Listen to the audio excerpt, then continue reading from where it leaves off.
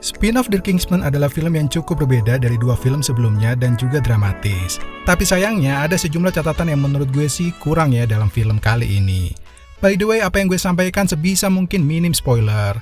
Dan oke, berikut adalah review film The Kingsman. Sebelum membahas sejumlah catatannya, gue akan memulai dari beberapa poin yang gue suka terlebih dahulu. 1. Akar kesederhanaan.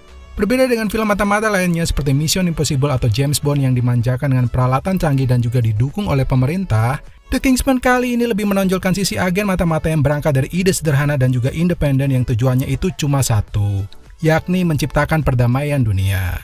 Suguhan asal-usul soal julukan mata-mata di dua film sebelumnya, lalu pondasi perjuangan The Kingsman generasi awal, hingga sejumlah peralatan mata-mata jadul, menurut gue sih membuat The Kingsman kali ini bukan hanya bercerita soal sejarah berdirinya organisasi, tapi juga proses panjang sebuah organisasi mampu berkembang dan juga diandalkan. Nomor 2, adaptasi dari kisah nyata.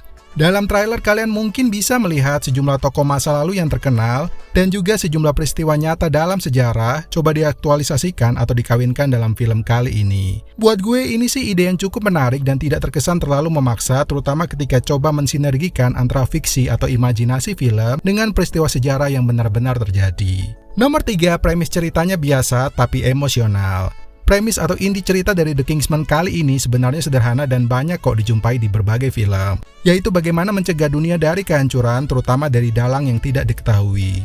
Nah, tapi yang menarik di dalam film kali ini adalah soal hubungan emosional sebuah keluarga, dan jujur gue turut merasakan kesedihan terutama saat salah satu momen terjadi. Nomor 4, plot twist tutupi kecanggihan.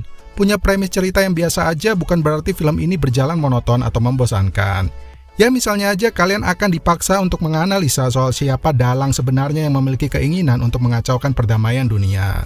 Buat gue sedikit plot twist soal siapa dalang sebenarnya menutupi film ini dari sejumlah kekurangannya, terutama ketika menceritakan sejumlah aksi mata-mata yang masih menggunakan peralatan yang jadul. Dan selain itu film ini juga cukup kuat ya di sinematografi, khususnya dalam hal permainan angle dan juga pergerakan kamera yang begitu cepat, serta slow motion untuk sejumlah adegan yang dramatis. By the way, jangan langsung beranjak ya ketika filmnya selesai, karena di dalam film ini ada mid-credit scene yang bakalan membuat kalian terkaget-kaget. Oke, itu tadi sejumlah hal yang gue suka, dan berikut adalah satu catatan aja, yaitu distorsi waktu yang gak masuk akal. Film ini begitu baik dalam menyembunyikan siapa dalang sebenarnya yang ingin menciptakan kekacauan, tapi sayangnya di sisi lain film ini kurang begitu menjelaskan soal bagaimana si dalang mempersiapkan rencananya dengan sangat rapi. Ya misalnya aja bagaimana seorang dalang bisa berpindah-pindah tempat atau lokasi yang jauh dan mempersiapkan sejumlah mata-mata untuk melakukan kekacauan. Secara keseluruhan film ini menyajikan sinergi antara fiksi dan juga sejarah, sehingga menurut gue sih cukup berbeda ya jika dibandingkan dengan dua film sebelumnya, meskipun dari sisi premis cerita biasa aja dan juga sejumlah distorsi waktu yang menurut gue nggak masuk ke dalam logika.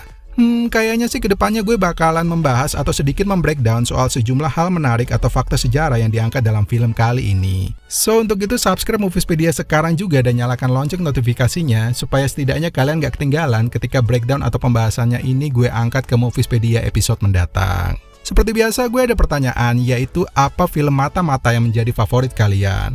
Well, oke, gue Adi dari Moviespedia. Untuk dari dulu tetap sehat serta semangat buat kalian, dan peace out.